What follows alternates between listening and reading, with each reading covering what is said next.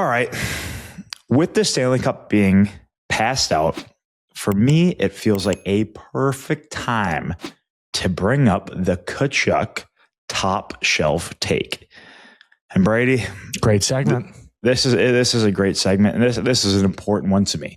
So I always know the last bunch of years when the Stanley Cup's being passed out, it's a great week. It is a great week. It's one of the best. Celebrating everything. Comes after it, probably a legendary, exciting, amazing time for former players. And that is because the Hall of Fame nominees are passed out. And I want to take this moment to throw out Big Walt. Let's get Walter in, finally. It's his time. Brady, it's his fucking time. Serious? You serious? 500 goals. 500 what? 35, 38? 38. I mean, he would have had second most American. He would have probably had 600 goals or 700 goals if he just stayed out of the penalty box a few times. Yeah, 20 some of those years. I just asked him the other day. I go, Dad, what were the years that you scored 50 and led the league in goals? How many PIMs do you have? He said, I don't know. I think 200 or 300.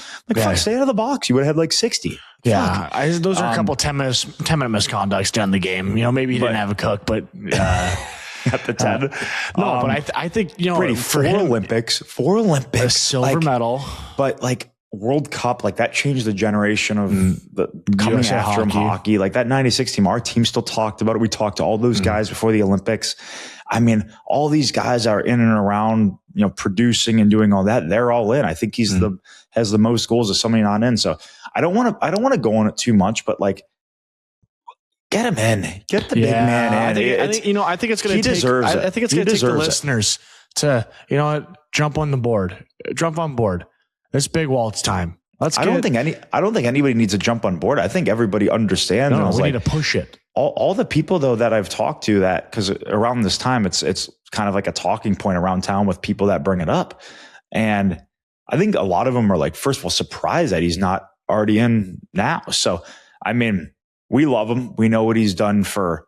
I mean, take his playing career aside. I know it's totally different categories, but what he's done for hockey in our area of St. Louis since he's been here in developing players and getting guys off to the either NHL or college. And then, I mean, me and you have obviously been doing what we've been doing in hockey, and that's all credit to him. So leave the actual playing aside too for a second, and just the mark he's had on the game of hockey, and one of the best personalities. I know this doesn't go into the voting, I'm sure, but you ask everybody who's one of their favorite players they ever played with, he comes up on every single list. And it's Brady, it's time. It's time.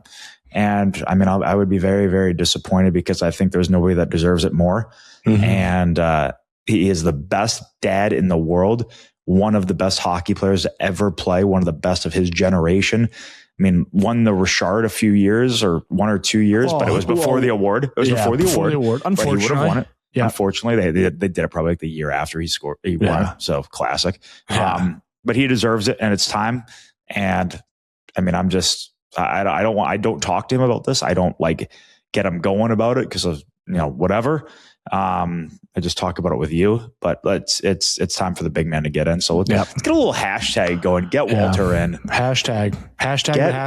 Get Walter in. In the hall. Walter in the hall. Walter in the hall. That'd be the fucking great. Oh my God. He deserves it more than anybody. So I hope so.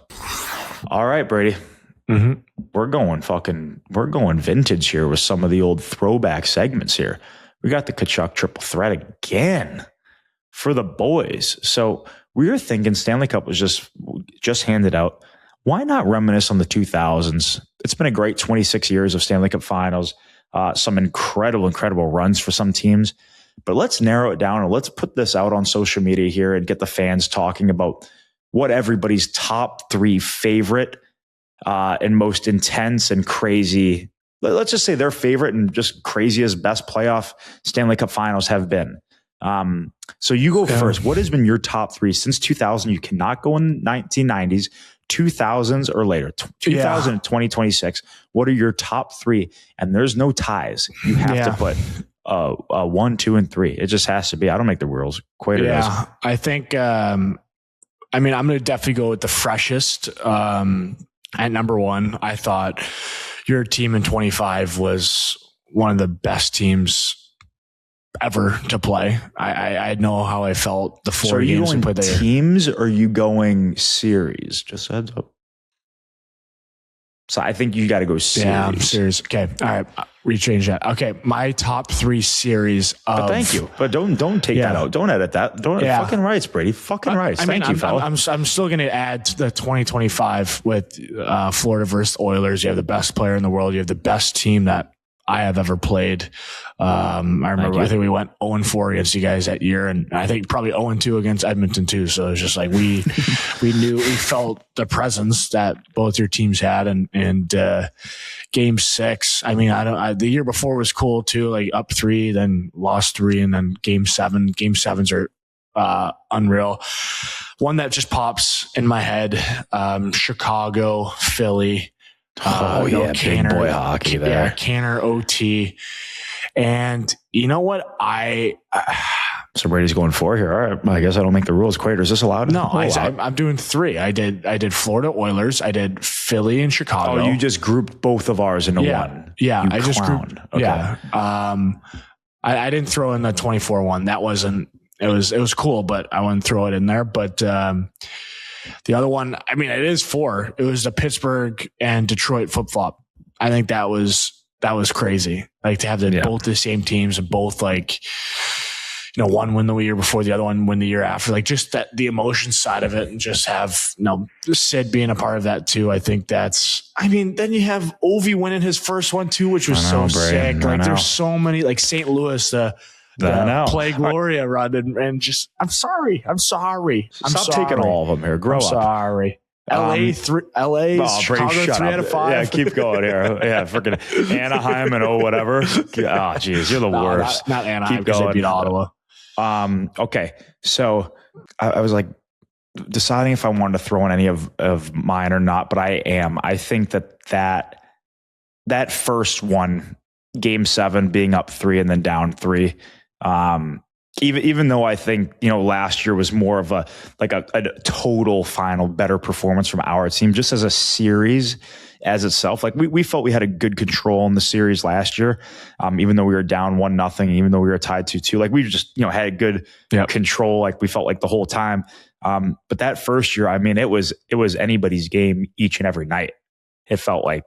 So that was just that for me is number one, that first run we had against Edmonton. That Edmonton team was, I always talk about Vegas being the best team that we've played against in my playoff career, but that Edmonton team that first year in 2024 was right there. They were stacked top to bottom. They were great. McDavid was playing out of his mind. That was the year he won the Conn Smythe. So that was just the most memorable playoff series that I've been in, that I've played, that I've watched on TV. So by far, that's not even close. Number 1 for me. I'm going to throw in number 2. I'm going to give a shout out to the Blues because I was in town for that series.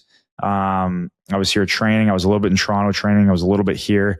And when I was here, just like seeing how jacked up my buddies were with them either going to the games or us going to somebody's house to watch it. Just the whole city was rallied around it. And it just was split the whole way. 1-1 split, 2, 3-4 split. Blues won on the road. Boston won a greasy one in St. Louis. I remember the city that night, like it was prepared for the craziest night ever.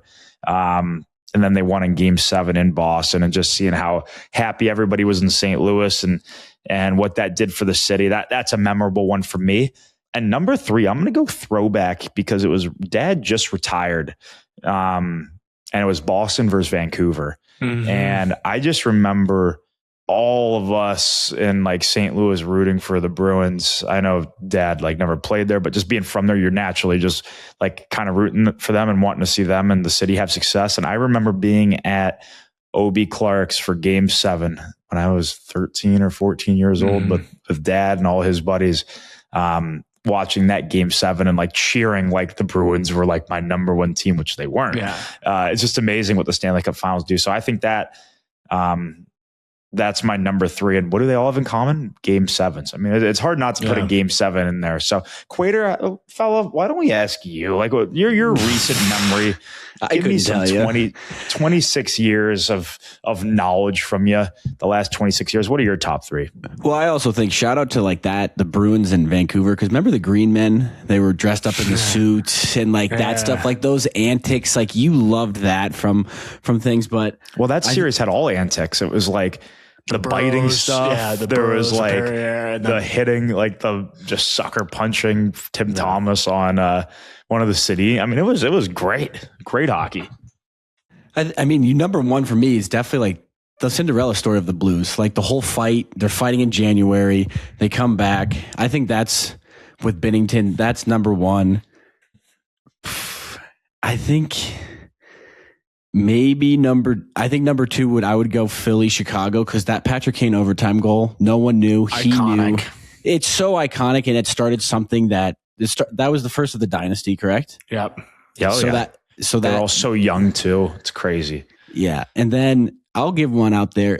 That LA Kings team, when they were out partying, when they were sweeping, that team was unbelievable. And it was like, I think it was Justin Williams, Mike Richards, Jonathan Quick. Like were some characters on that team that I think that's something that gets forgotten. So that would be number 3 for me.